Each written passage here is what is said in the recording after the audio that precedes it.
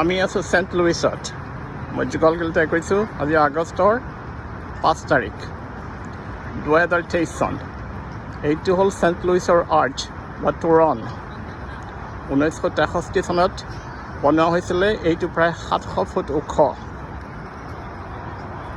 চাৰিওফালে মানুহ ঘূৰি আছে। ওচৰত ডাঙৰ এখন হোটেল আছে। সেইফালে হ'ল কাছাৰীটো, চেণ্ট লুইছৰ কাছাৰীটো।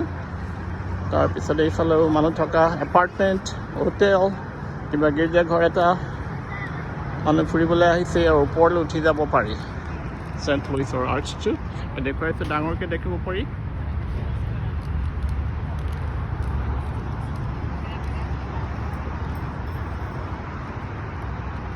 চাওক, ওপৰত এই উৰাজাহাজ এখনো আছে, দেখিছেনে?